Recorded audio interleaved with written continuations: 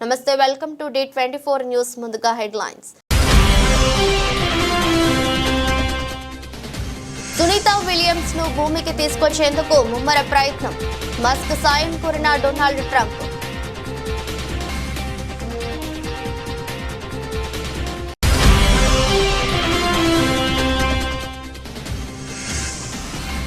Trump కీలక ప్రతిపాదన. అమెరికాలో ఆదాయపు పన్ను రద్దు.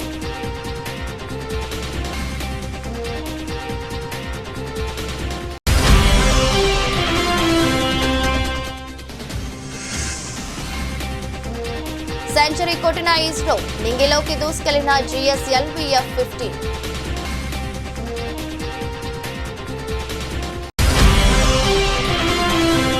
ఇక వారానికి 4 రోజులే పని. బ్రిటన్లో 200 కంపెనీల్లో కీలక నిర్ణయం.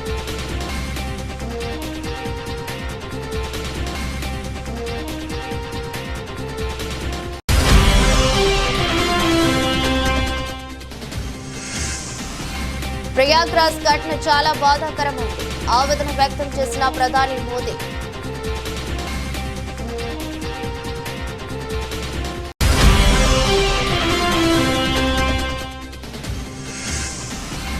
మా కుంభమేళాలో తొక్కిసలాట. అఖాడా పరిషత్ కమిటీ కీలక నిర్ణయం.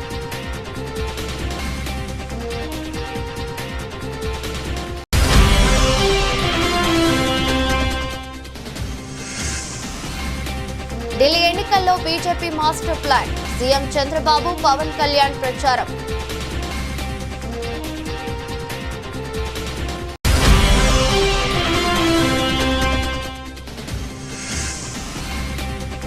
పెద్దిరెడ్డి భూ ఆక్రమణలపై ఏపీ ప్రభుత్వం సీరియస్. విచారణకు పవన్ కళ్యాణ్ ఆదేశాలు.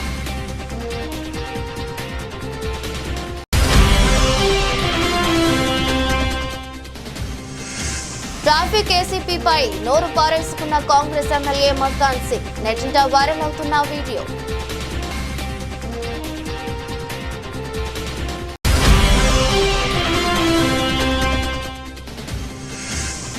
రాజ్కోట్లో ఓడిన భారత్. 26 పరుగుల తేడాతో ఇంగ్లాండ్ విజయం.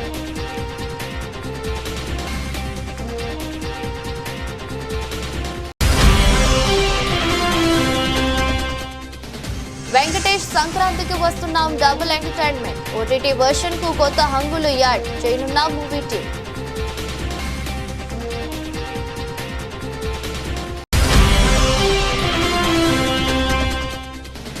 భారీ లాభాల్లో స్టాక్ మార్కెట్లు. బ్యాంకింగ్, ఫైనాన్స్ స్టాక్స్ మద్దతుతో పైకి దూసుకుపోతున్న సూచీలు.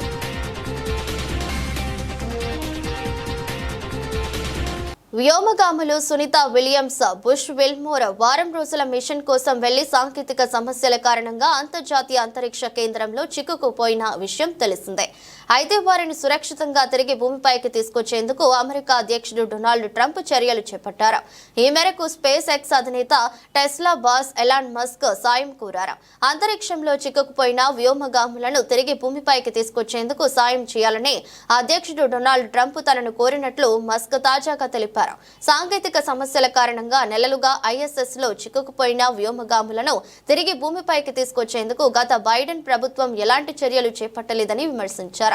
బైడెన్ ప్రభుత్వం నిర్లక్ష్యం కారణంగా వ్యోమగాములు నెలలుగా ISS లో చిక్కుకుపోవాల్సి వచ్చిందన్నారు. వారు అక్కడ అనేక ఇబ్బందులు ఎదుర్కోవాల్సి వస్తుందన్నారు. ఆ ఇద్దరు వ్యోమగాములను తిరిగి భూమికి తీసుకొచ్చేందుకు డొనాల్డ్ ట్రంప్ ప్రయత్నాలు చేస్తున్నట్లు మస్క్ వెల్లడించారు. ఇందుకోసం ట్రంప్ స్పేస్ ఎక్స్ సాయం కోరినట్లు చెప్పారు. అధ్యక్షుడి అభ్యర్థన మేరకు త్వరలో ఆ పని పూర్తి చేస్తామని ఈ సందర్భంగా ఎలాన్ మస్క్ తెలిపారు. ఈ మేరకు ఎక్స్ వేదికగా ట్వీట్ చేశారు.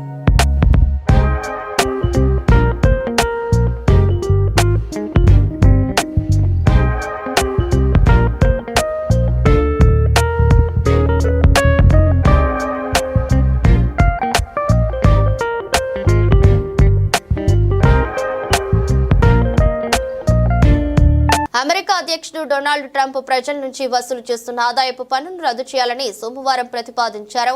ఐటీ రద్దు చేస్తే అది వ్యక్తులకు, కుటుంబాలకు ఖర్చు చేయగల ఆదాయాన్ని పెంచుతుందని ఆయన భావిస్తున్నారు.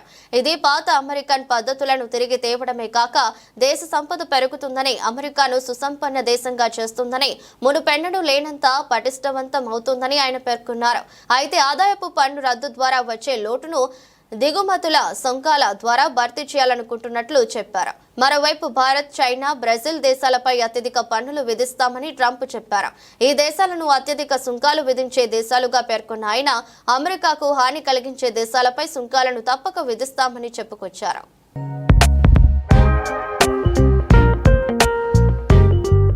భారత్లో వారానికి 70 పని గంటలపై ఒక పక్క విస్తృతంగా చర్చ జరుగుతున్న వేళ బ్రిటన్లో దాదాపు 200 కంపెనీలు వారానికి 4 పని దినాల విధానాన్ని అమలు చేసేందుకు సంసిద్ధమవుతున్నాయి. వారానికి 4 రోజులే పని అనే కొత్త విధానాన్ని అమల్లోకి తీసుకువచ్చేందుకు 5,000 మందికి పైగా ఉద్యోగులున్న సుమారు 200 కంపెనీలు ఒక ఒప్పందంపై సంతకం చేసినట్టు గార్డియన్ పత్రిక వెల్లడించింది. ది 4 డే వీక్ ఫౌండేషన్ చేపట్టిన ప్రచారానికి మార్కెటింగ్, టెక్నాలజీ కంపెనీలు, స్వచ్ఛంద సంస్థలతో సహా వివిధ రంగాలకు చెందిన అనేక కంపెనీలు మద్దతు తెలిపాయి. వారంలో 4 రోజుల పని విధానాన్ని అమలు చేస్తే ఉత్పాదకత మెరుగుపడుతుందని ఫౌండేషన్ తెలిపింది.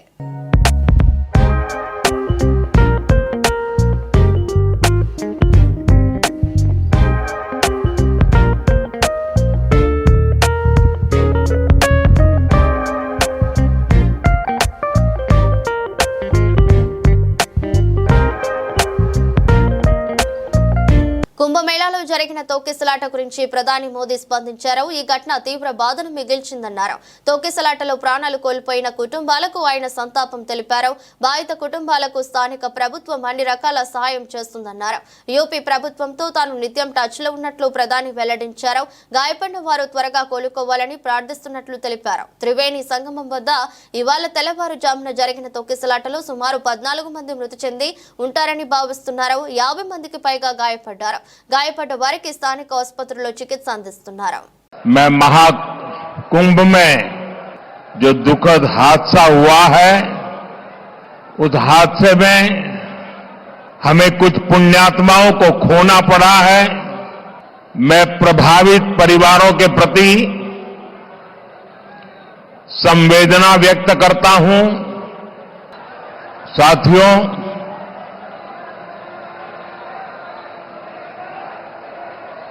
आज की चुनाव सभा को संबोधन करने से पहले मैं महाकुंभ में जो दुखद हादसा हुआ है, उस हादसे में हमें कुछ पुण्यात्माओं को खोना पड़ा है. कई लोगों को चोटें भी आई हैं.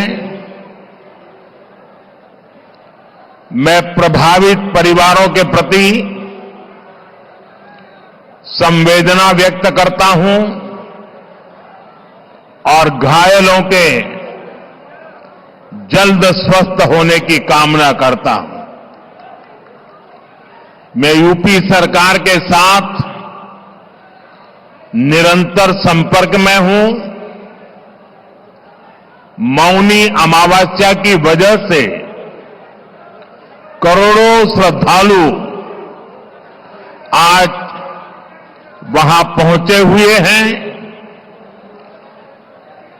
कुछ समय के लिए स्नान की प्रक्रिया में रुकावटें आई थी, लेकिन अब कई घंटों से सुचारू रूप से यात्री स्नान कर रहे हैं. मैं फिर एक बार उन परिवारजनों के प्रति अपनी संवेदना व्यक्त करता हूं. साथियों, दिल्ली का एक क्षेत्र यमुना जी के तट पर बसा है और इस इलाके में तो बाबा श्यामगिरी भी विराजते हैं.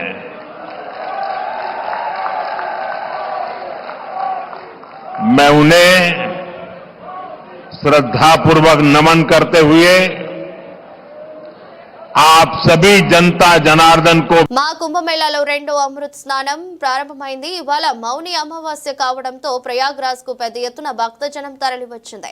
తెల్లవారుజాము నుంచే త్రివేణి సంగమంలో భక్తుల పుణ్య స్నానాలు కొనసాగుతున్నాయి. కాగా అమృత స్నానం కోసం జనం ఒక్కసారిగా ఎగపడటంతో తొక్కిసలాట చోటు చేసుకుంది. 40 మందికి పైగా గాయాలైనట్లు అధికారులు తెలిపారు. గాయాలైన వారిని సెక్టార్ 2 ఆసుపత్రికి తరలించి చికిత్స అందిస్తున్నారు. మాఘమాస మౌని అమావాస్య మహిమాన్వితమైన శుభదినం కావడంతో ఇవాళ పుణ్య స్నానాలకు కోట్లాది మంది వస్తారని అంచనా వేశారు. దానికి తగినట్లుగా ఏర్పాట్లు చేశారు. అయితే తొక్కిసలాట గంటతో అఖండ పరిషత్ కమిటీ కీలక నిర్ణయం తీసుకుంది. అమృత స్నానాలు రద్దు చేసుకుంటున్నట్లు అఖండ పరిషత్ కమిటీ ప్రకటించింది. తెల్లవారుజాము నుంచే లక్షలాది మంది పుణ్య స్నానాలు ఆచరిస్తున్నారు. లక్షలాది భక్తులతో ప్రయాగ్రాజ్ పరిసరాలు నిండిపోయాయి. కాగా మౌని అమావాస్య కావడంతో ఇవాళ తెల్లవారుజామున 2:30 తర్వాత నుంచి భక్తుల్ని ఘాట్లోకి అనుమతి ఇచ్చారు.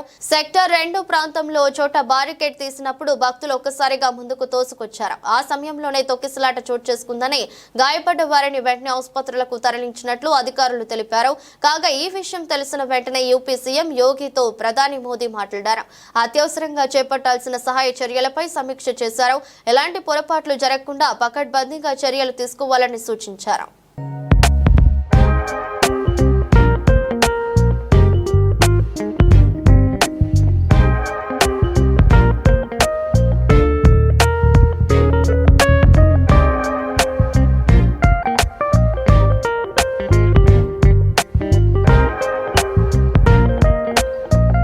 భారతీయ జనతా పార్టీ పలు రాష్ట్రాల్లో అవలంబించిన గెలుపు ఫార్ములాను ఢిల్లీ గల్లీలో అమలు చేయబోతోంది.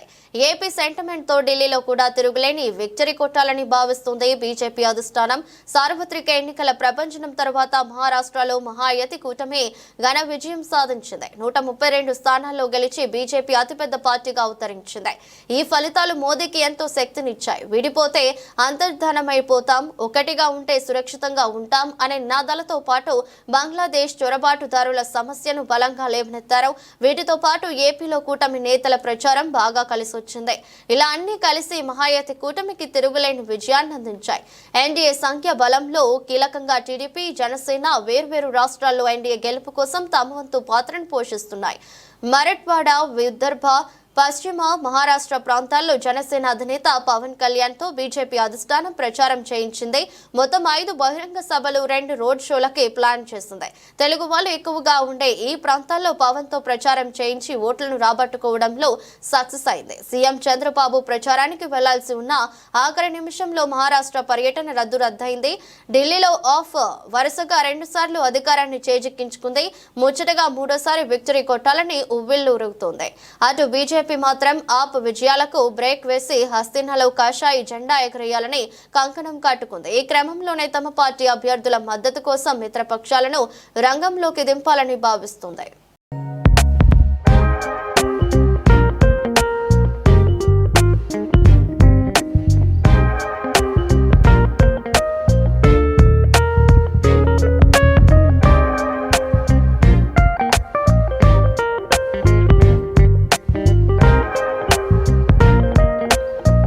మాజీ మంత్రి వైసీపీ నేత పెద్దిరెడ్డి రామచంద్రారెడ్డి అటవీ భూముల కబ్జా వ్యవహారాన్ని ఏపీ ప్రభుత్వం సీరియస్ గా తీసుకుంది.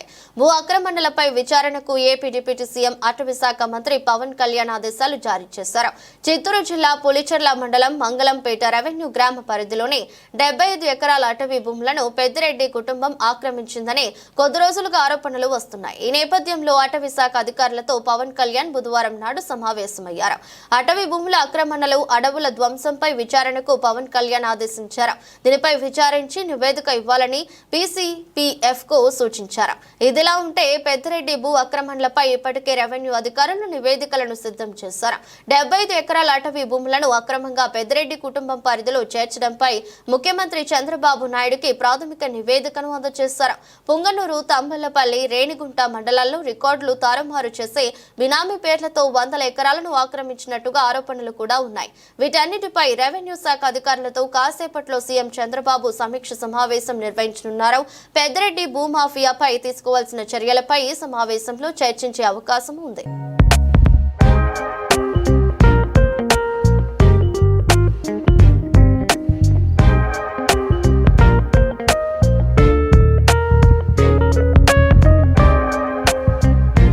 భారత అంతరిక్ష పరిశోధన సంస్థ మరో మైలురాయిని అందుకుంది. ఇస్రో చేపట్టిన చారిత్రాత్మక 1వ ప్రయోగం విజయవంతమైంది. శ్రీహరికోటలోని షార్ నుంచి కొత్త రకం నావిగేషన్ ఉపగ్రహాన్ని GSLV-F-15 రాకెట్ ద్వారా ప్రయోగించారు. సుమారు 2250 కిలోల బరువున్న NVS-2 ఉపగ్రహాన్ని అది విజయవంతంగా కక్షలోకి ప్రవేశపెట్టింది. ప్రయోగం విజయవంతం కావడంతో ఇస్రో శాస్త్రవేత్తలు సంబరాల్లో మునిగి తేలారు. ఇస్రో చైర్మన్ గా నారాయణన్ కు ఇదే మొదటి ప్రయోగం కావడంతో ఆయనే స్వయంగా అన్ని ప్రక్రియలను పర్యవేక్షించారు. 27 గంటల కౌంట్ డౌన్ అనంతరం శ్రీహరికోటలోని షార్ నుంచి బుధవారం తెల్లవారుజామున 6.23 గంటలకు GSLV-F-15 రాకెట్ ను ప్రయోగించారు. ఈ రాకెట్ NVS-2 ఉపగ్రహాన్ని తీసుకుని నింగిలోకి దూసుకెళ్లింది. కొద్ది నిమిషాలకి ఉపగ్రహం విజయవంతంగా కక్షలోకి ప్రవేశించింది. 100వ ప్రయోగం విజయవంతం కావడం పట్ల ఇస్రో శాస్త్రవేత్తలకు చైర్మన్ నారాయణన్ శుభాకాంక్షలు తెలిపారు. నావిగేషన్ శాటిలైట్ ను నిర్ణీత కక్షలో ప్రవేశపెట్టినట్లు తెలిపారు. ఈ ఏడాది చేపట్టిన తొలి ప్రయోగం విజయవంతమైందని, ఈ 100వ ప్రయోగం ఇస్రో చరిత్రలో మైలురాయిగా నిలుస్తుందని అన్నారు. NVS-2 ఉపగ్రహం ఇస్రో శాస్త్రవేత్తలు అభివృద్ధి చేసిన స్వదేశీ నావిగేషన్ ఉపగ్రహ వ్యవస్థ. దీని బరువు 2250 కిలోలు ఉంటుంది. ఇది కొత్తరం నావిగేషన్ ఉపగ్రహాల్లో రెండోది. ప్రయోగం విజయవంతం తర్వాత ఇస్రో చైర్మన్ నారాయణన్ మాట్లాడుతూ NVS-2 ఉపగ్రహం 10 ఏళ్ల పాటు సేవలు అందిస్తుందని చెప్పుకొచ్చారు. ఇదిలా ఉంటే ఇస్రో ఆధ్వర్యంలో 1979లో అబ్దుల్ కలాం నేతృత్వంలోని తొలి లాంచ్ వెహికల్ ప్రయోగం జరిగింది. ఇప్పటి వరకు ఇస్రో చరిత్రలో 100 ప్రయోగాల్లో 548 శాటిలైట్లను కక్షలోకి పంపామని పేర్కొన్నారు. ఇస్రో 100వ ప్రయోగం విజయవంతం సందర్భంగా కేంద్ర మంత్రి జితేంద్ర సింగ్ ఇస్రో శాస్త్రవేత్తలకు అభినందనలు తెలిపారు.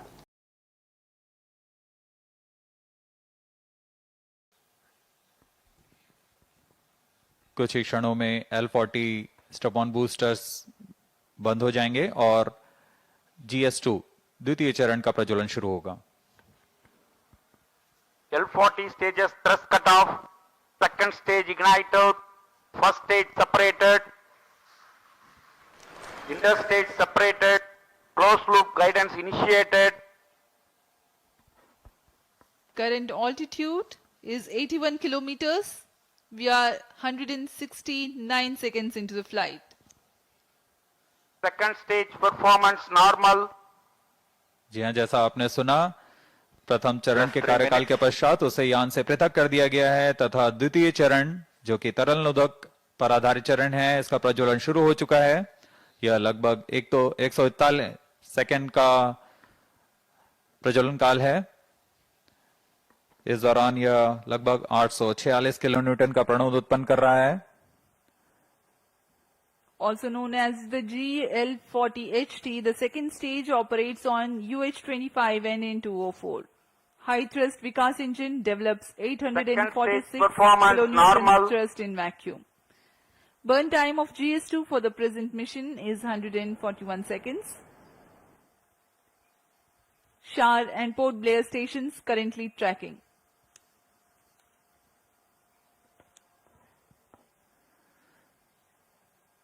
द्वितीय चरण का प्रज्वलन जारी है. इसमें हाइपरगोलिक ईंधन का इस्तेमाल होता है. Payload fairing separated.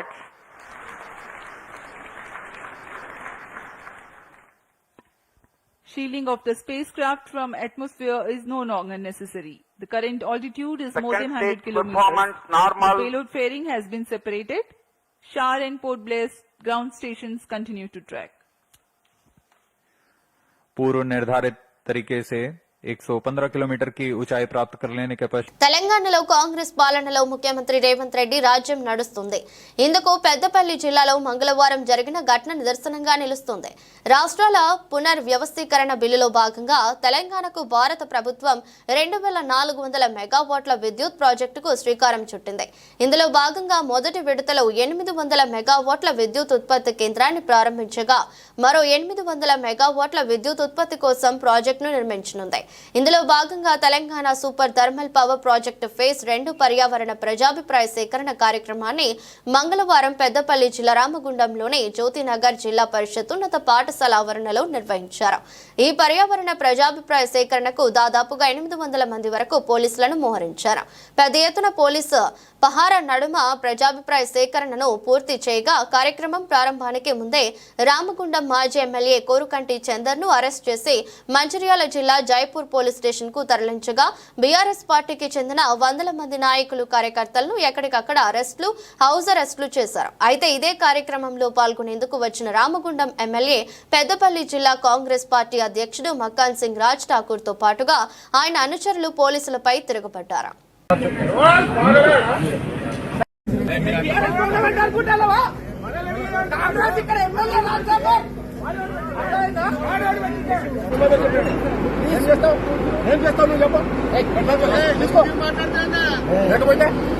మంచిగా చెప్పండి, నమస్కారం చెప్పడం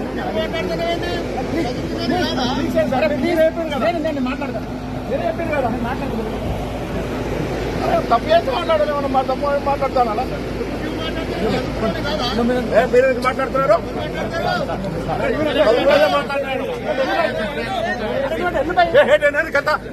ఎందుకంత మాట్లాడుతున్నా మాట్లాడి చెప్పండి.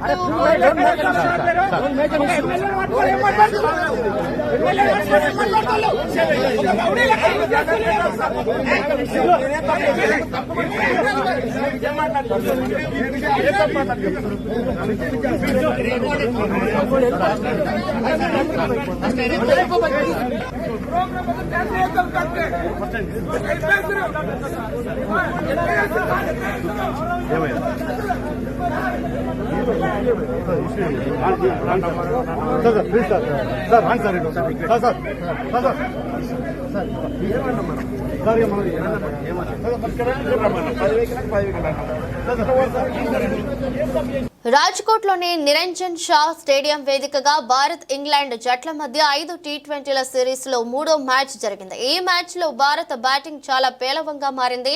దీని కారణంగా ఇంగ్లాండ్ జట్టు సిరీస్ లో పునరాగమనం చేయడంతో విజయవంతమైంది. సిరీస్ లో తొలి 2 మ్యాచ్ల్లో ఇంగ్లాండ్ ఓటమి చవి చూడాల్సి వచ్చింది. అయితే రాజ్కోట్ లో విజయం సాధించి సిరీస్ ను 1-2 కు చేర్చింది. ఈ మ్యాచ్ లో ఇంగ్లాండ్ చాలా పొదుపుగా బౌలింగ్ కనిపించింది.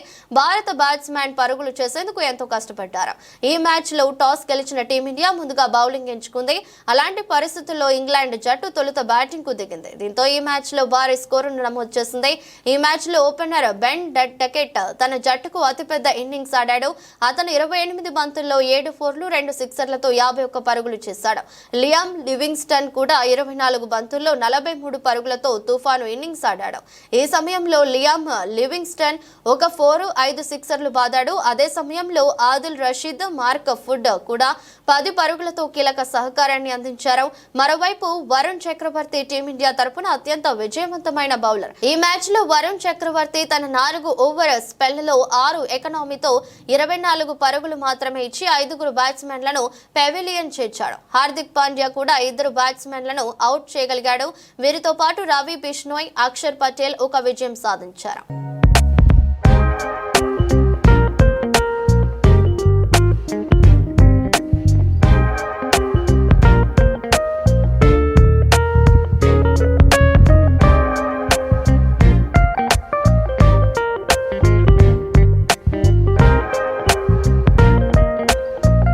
వెంకటేష్ కథానాయకుడిగా నటించిన ఫ్యామిలీ ఎంటర్టైనర్ చిత్రం సంక్రాంతికి వస్తున్నాం. మీనాక్షి చౌదరి, ఐశ్వర్య రాజేష్ నాయకులుగా నటించిన ఈ చిత్రానికి అనిల్ రావిపూడి దర్శకుడు. ఈ సంక్రాంతికి ప్రేక్షకుల ముందుకొచ్చి ఈ చిత్రం ఫ్యామిలీ ఎంటర్టైనర్ గా బిగ్గెస్ట్ బ్లాక్ బస్టర్ విజయం సాధించింది. నాన్ స్టాప్ ఎంటర్టైన్మెంట్ గా రూపొందిన ఈ చిత్రం ఇప్పటి వరకు 250 కోట్ల గ్రాస్ ను, సుమారుగా 130 కోట్ల షేర్ ను వసూలు చేసింది. ఓవర్సీస్ లో కూడా ఈ చిత్రం సరికొత్త రికార్డులను నెలకొల్పింది. ఈ చిత్రంలో ఉన్న కామెడీపై కొన్ని విమర్శలు వచ్చినప్పటికీ ప్రేక్షకులు మాత్రం చిత్రానికి బ్రహ్మరథం పట్టారు. ముఖ్యంగా ఫ్యామిలీ ఆడియన్స్ నుంచి ఈ చిత్రానికి మంచి ఆదరణ దక్కింది. ఇప్పటికీ థియేటర్స్ లో మంచి వసూలు రాబడుతున్న ఈ చిత్రం ఫిబ్రవరి ప్రథమార్థంలో ఓటీటీలో రాబోతున్న న్యూస్ మేకర్స్ ను కంగారు పెట్టింది. ఈ చిత్రం ఓటీటీ హక్కులను G5 సంస్థ దక్కించుకుంది. ముందు చేసుకున్న ఒప్పందం ప్రకారం ఈ చిత్రం ఫిబ్రవరి 2వ వారంలో స్ట్రీమింగ్ అవ్వాలి. కానీ సినిమాకు వస్తున్న అనూహ్య స్పందనను దృష్టిలో పెట్టుకుని ఓటీటీ స్ట్రీమింగ్ డేట్ ను మార్చామని నిర్మాతలు రిక్వెస్ట్ చేస్తున్నారు. తమ రిక్వెస్ట్ ను యాక్సెప్ట్ చేస్తే ఓటీటీ సంస్థకు దర్శకుడు అనిల్ రావిపూడి ఓ బంపర్ ఆఫర్ ను ఇచ్చాడు. మార్చిలో సంక్రాంతికి వస్తున్నాంను స్ట్రీమింగ్ చేయడానికి ఒప్పుకుంటే మొదట్లో నిడివి కారణంగా తొలగించిన సన్నివేశాలను ఓటీటీ వర్షన్ కు అదనంగా చిత్రానికి మరో 10 నిమిషాల ఎంటర్టైన్మెంట్ సన్నివేశాలను యాడ్ చేస్తామని చెప్పారని సమాచారం. దీనిపై ఓటీటీ సంస్థ నిర్ణయం మాత్రం పెండింగ్ లో ఉంది. సినిమాలో హిలేరియస్ కామెడీని పండించిన బాలనటుడు బొలిరాజు సన్నివేశాలు కూడా ఈ అదనపు 10 నిమిషాల నిడివిలో ఉంటాయని అన్నారు. ఇంకేముంది, సంక్రాంతికి వస్తున్నాం ఓటీటీ వర్షన్ మరింత వినోదం అందించడానికి రెడీ అవుతుంది.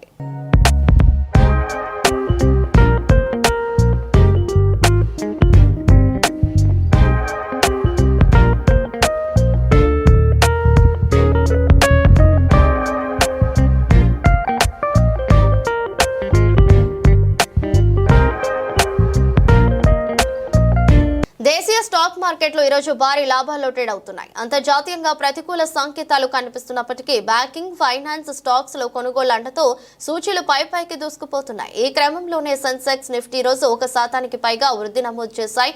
బీఎస్సీ సెన్సెక్స్ ప్రస్తుతం 845 పాయింట్లు పెరిగి 76,211 వద్ద ట్రేడ్ అవుతుంది. ఎన్ఎస్ఈ నిఫ్టీ 214 పాయింట్లు వృద్ధి నమోదు చేసి 23,043 వద్ద ఉంది. ఈరోజు ట్రెండింగ్ లో బ్యాంకింగ్, ఫైనాన్స్ స్టాక్స్ భారీ లాభాలను నమోదు చేస్తున్నాయి. యాక్సిస్ బ్యాంక్, హెచ్డిఎఫ్సి బ్యాంక్ షేర్లు 3% పైగా వృద్ధి నమోదు చేశాయి. ICICI bank, Bajaj finance stocks 2% పైగా పెరిగాయి. ఇండస్ఇండ్ బ్యాంక్, బజాజ్ ఫిన్సర్వ్ షేర్లు 1% పైగా వృద్ధి చెందాయి. మరోవైపు రియాలిటీ స్టాక్స్ ను కొనుగోలు చేసేందుకు కూడా ఇన్వెస్టర్లు ఆసక్తి కనబరుస్తున్నారు. దీంతో నిఫ్టీ రియాలిటీ సూచి 2% పైగా వృద్ధి చెందింది. గోద్రేజ్ ప్రాపర్టీస్ షేర్లు 4% పైగా పెరిగాయి. శోభా లిమిటెడ్ షేర్లు 3.7%, మ్యాక్రోటెక్ డెవలపర్స్ షేర్లు 3%, డిఎల్ఎఫ్ షేర్లు 2.7%, ప్రెస్టీజ్ ఎస్టేట్స్, ఫియోనిక్స్ మిల్స్ షేర్లు 1% పైగా పెరిగాయి. బ్యాంకింగ్ వ్యవస్థలో లిక్విడిటీ పెంచేందుకు 1.5 లక్షల కోట్లు ఇవ్వనున్నట్లు ఆర్బీఐ చేసిన ప్రకటన ఈ సెక్టర్ స్టాక్స్ పై సానుకూల ప్రభావం చూపింది. దీంతో ప్రైవేటు బ్యాంక్ స్టాక్స్ ఈ రోజు పాజిటివ్ గా ర్యాలీ చేస్తున్నాయి. SU banking stock union bank of India షేర్లు 5% పైగా వృద్ధి నమోదు చేశాయి. బ్యాంక్ ఆఫ్ ఇండియా షేర్లు కూడా దాదాపు 5% పెరిగాయి. ఇతర బ్యాంకింగ్, ఫైనాన్స్ స్టాక్స్ కూడా పాజిటివ్ గా ట్రేడ్ అవుతున్నాయి. దీంతో సూచీలు ర్యాలీ చేస్తున్నాయి.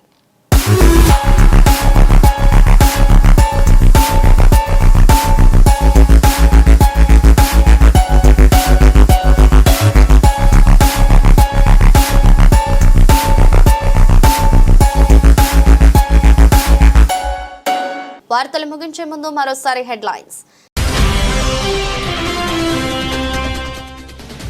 సునీతా విలియమ్స్ ను భూమికి తీసుకొచ్చేందుకు ముమ్మర ప్రయత్నం, మస్క్ సాయం కోరిన డొనాల్డ్ ట్రంప్.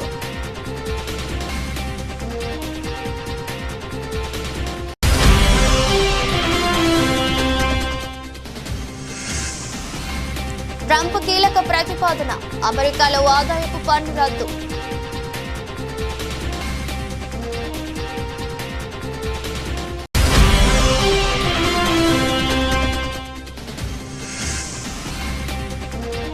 సెంచరీ కొట్టిన ఇస్రో, నింగిలోకి దూసుకెళ్లిన GSLV F-15.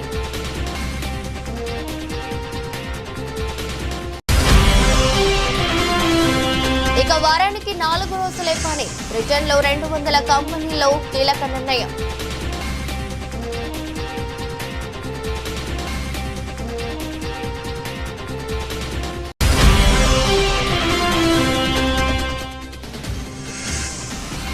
ప్రయాగ్రాజ్ ఘటన చాలా బాధాకరమైంది, ఆవేదన వ్యక్తం చేసిన ప్రధాని మోదీ.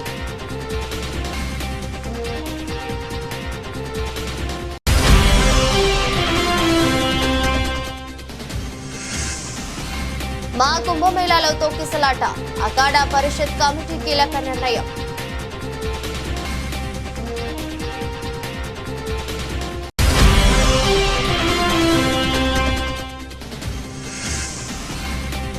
ఢిల్లీ ఎన్నికల్లో BJP master plan CM Chandrababu Pawan Kalyan ప్రచారం.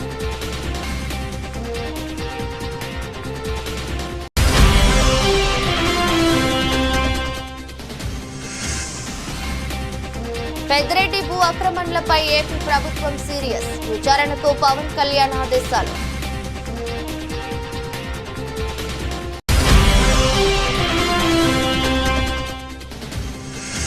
ట్రాఫిక్ ఏసీపీపై నోరు పారేసుకున్న కాంగ్రెస్ ఎమ్మెల్యే మక్కాన్ సింగ్, నెట్టింట వైరల్ అవుతున్న వీడియో.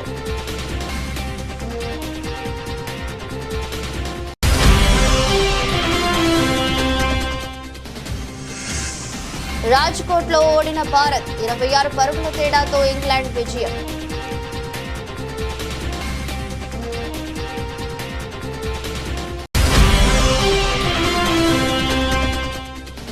వెంకటేష్ సంక్రాంతికి వస్తున్నాం డబుల్ ఎంటర్టైన్మెంట్, ఓటీటీ వర్షన్ కు కొత్త హంగులు యాడ్ చేయనున్న మూవీ టీం.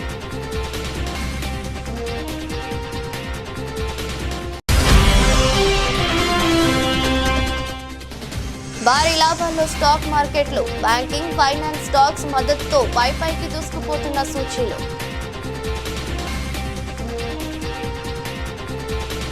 ఇది రోజు బులెటిన్. మరో బులెటిన్లో మళ్ళీ కలుద్దాం.